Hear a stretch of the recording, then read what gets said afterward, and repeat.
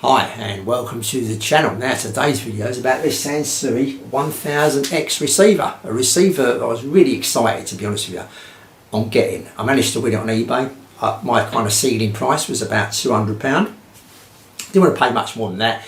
That was kind of ceiling because I thought maybe I'd get another model higher than that. So I thought if I could get it for around about that, I probably got myself a reasonable deal, and I'm expecting this to sound better than my Sansui 101 and to sound better than my Sansui 331 I've got at the moment. I'm expecting to get some more detail, some more punch to it, some more warmth to it, some more body. I mean, just expect, a more bigger kind of sound and more, more dynamic. It's going to be like, this is going to sound nice kind of thing. This is what I was expecting. So I did win it, I got it, and I think, like I say, delivered and everything. It was about 180, 190. I can't remember now. It was around about then. I should have looked it up. But anyway, this came out in 1970 and went till 73.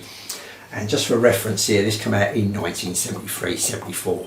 So it's come out a couple of years earlier, 2 or 3 years earlier than this 101. So yeah, so I was pretty pleased to get it. So this is the unit. I'm going to talk about the sound in a minute and a bit of a warning to everyone. Maybe this is what the video is mainly about today, even though it's a review on this. The sound and all that review probably not going to last as long as you think it's going to last, but the bloke who sold it, everything was factual on eBay, saying that the radio wasn't great, it needed a good aerial to bring in the stations.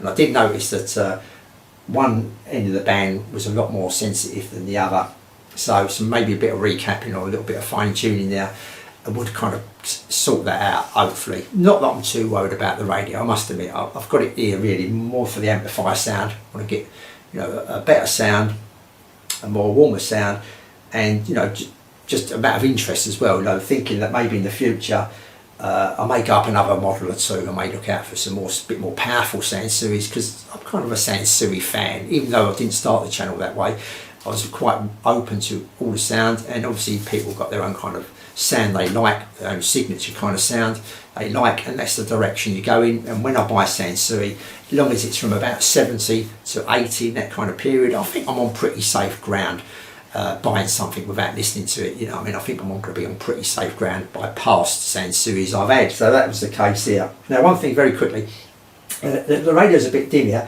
because one of the bulbs is missing, but this is it. One thing I didn't like about it is, and everyone's got their different taste here obviously, is that as soon as you turn it onto auxiliary, the auxiliary lit up, but the actual dial went out. That went out, so it's kind of like just a blank. Now some people may like that. To me, I would like to have the radio because it is a receiver. If this was an amplifier, it'd be different. That's great. But as a receiver, I'd like it all lit up. In a room, we've got the lights out and that. It looks really nice. Kind of got that old-fashioned kind of look to it and all that. But it does go out. Like I say, it comes on. Get it going. Which way? That's the volume. No, that's not one. That's the tuning. Don't with a knob there. It's a bit weird, the volume being there. But anyway, that's that.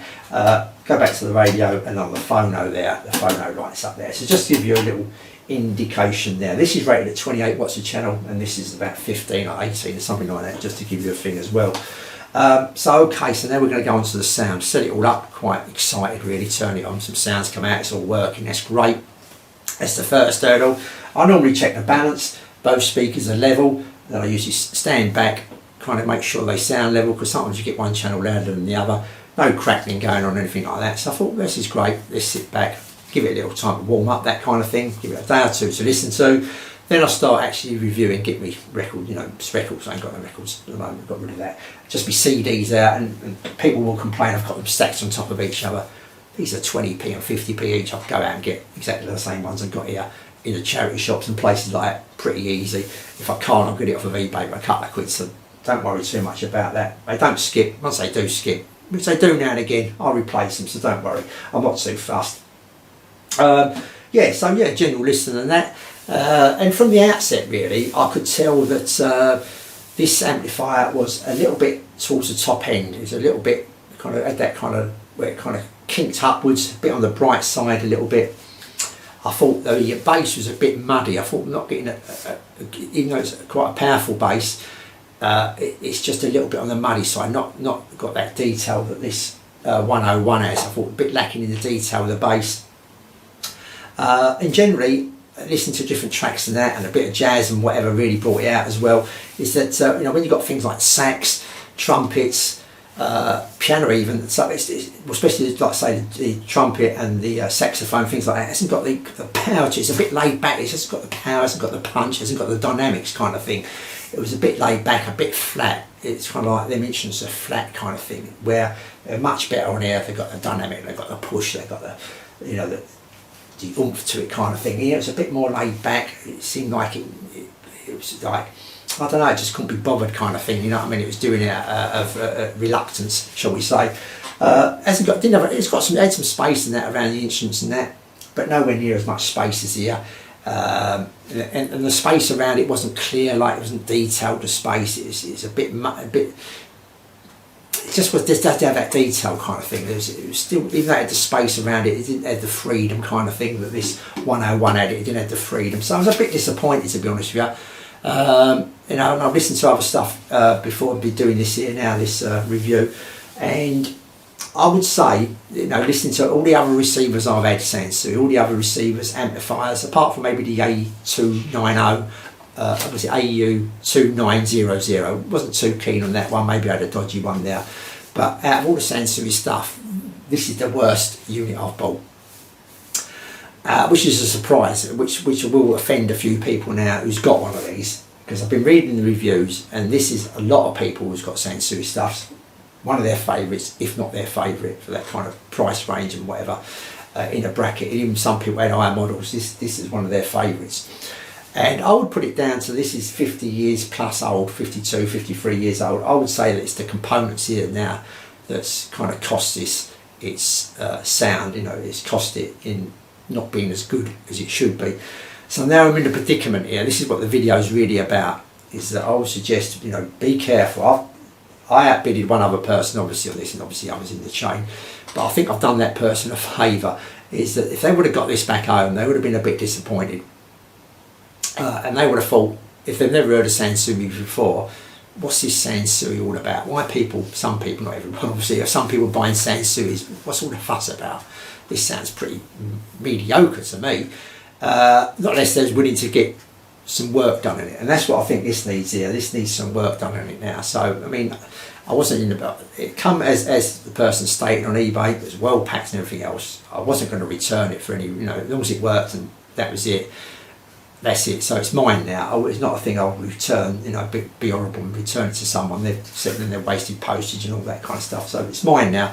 So now I'm going to have a little bit of a tinker around. Now this is where the problem kind of starts. I've done a bit of tinkering, quite a bit of tinkering to the stage on the 331 where the ball, some of the tracks that come off the ball.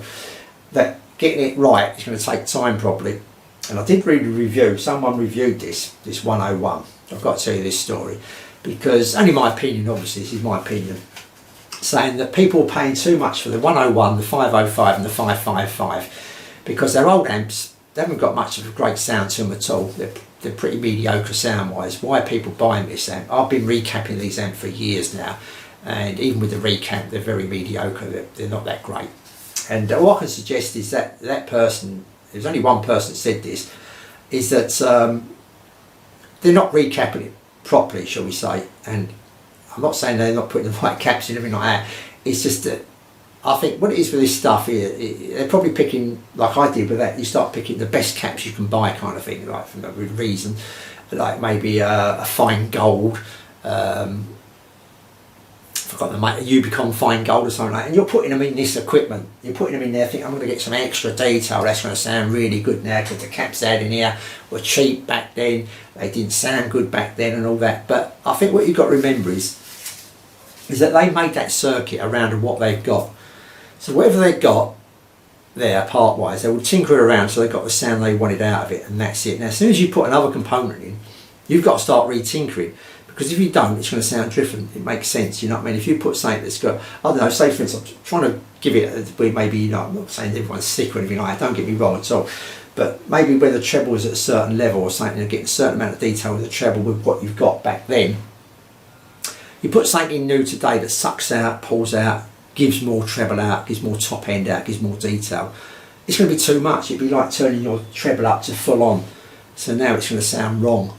So you've got to counterbalance it. You've got to counterbalance it with the parts around it. So putting something in new that's much better these days in a certain place, and not that, once you put it in one place and you start doing the amplifier, you're daisy chaining it along, you're amplifying that along as you go along. So maybe where the treble's 2 times better here, now it's another 2 times, so it's 2 times 2, now it's 4.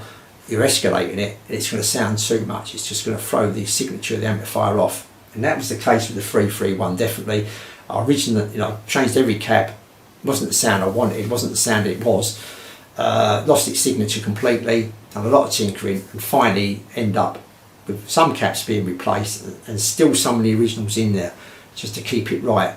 Now the thing is there, I think I've got to go back and buy some cheaper caps for that in certain places where they're not sucking that extra detail out, they're keeping it as it was back then, and that's how it should be. So trouble with that here, and then this is what the video's about really, is be careful. It's taught me a lesson here, because I was tempted to go higher and get this and maybe think I'll build my collection up, start spending a bit more money, maybe 500 quid on an amplifier or something like that. Just go up in the range, I'm going to get more detail, I'm going to get more of this, I'm going to get more of that. Where I'm buying something really old, it's going to need some work on it probably, so I'm going to have to be prepared to do that and to get it right. And what I would say is, if you can't do that and you're going to send it to someone else, you maybe paid 200 quid for this, say, you may have to spend another £200 in someone else's hands to get it to how it was, or nearly as it was, or somewhere better than what it is now. You just bought it, so now it's cost you 400. So be a bit careful, you know what I mean. Don't start going mad with the bidding. Keep it realistic, that you may get something. This is the first one I've had, I must admit, but you may get something that doesn't sound as good, nowhere near, I should imagine nowhere near as good as it sounds, because this should sound better than this, I would have thought, but it doesn't sound nowhere near as good as, nowhere near this. If you went and I paid 180 for this, say for instance, which I did thereabouts, I think it's maybe 190 with postage, you'll be paying £500 for that second hand, that kind of thing. That's the difference, you know what I mean. If someone, you put these two on, you say this is 180, that's 500, which one do you want? You go, well, I ain't going to pay 180 for that. And if I ain't got 500, I don't want nothing, but I've got 500 quid here, I'll have that one, because that sounds much better. That's got more detail, it's got more space, it's got more, it's got more punch, everything sounds a lot better. It's just chalk and cheese, which it is. This is disappointing. The unit I've got, don't forget, this is the unit I've got. There's going to be people out there that's got this unit going to say, no, rubbish, Mick, that sounds fantastic, I love it. You have, yeah, great, I agree with you, you're right. Because your one isn't in a worse state than my one is. The parts hasn't gone in it as mine has. It's obviously things not quite right with this amplifier. So that's what it's about. So I'm not really going to do a review on it, because the review would be don't buy it, stay well clear of this amp, which would be the wrong review, I think, because there's obviously something wrong with my one. It's old, it needs some work done to it to get it back up to where it was, or thereabouts. I think I'm never going to get it back to where it was, like I say, because matching all them parts up, but hopefully I'm going to spring it back up so it sounds a bit better anyway. It can't sound any worse, I don't think. So that's it. It's something I'm going to do in the future. I'm not going to dwell on it. I'm not going to spend too much time now on it. When I get a chance, when I feel like it, I'll delve into it. But at the moment, I'm probably never going to turn it on again. It's probably just going to sit on the side. Got one more amplifier to bring to the channel, and that, I keep saying that will be it, but that probably will be. Got another idea that's kind of just simmering away. It's not going to be anything fantastic. It's just going to be something that I can bring to the channel, kind of thing, my point of view on something. Still tinkering. I won't mention what it is yet. If I can't quite get it right, or I think it's going to be feasible kind of thing, I won't bother. But next one, I've just got a little amplifier down here I bought. I'll bring that to the channel very, very soon. A little cheap amp, only 50 quid. Yeah, I'll bring that to the channel very soon. Until then, I'll say thanks for watching, and I'll see you all soon.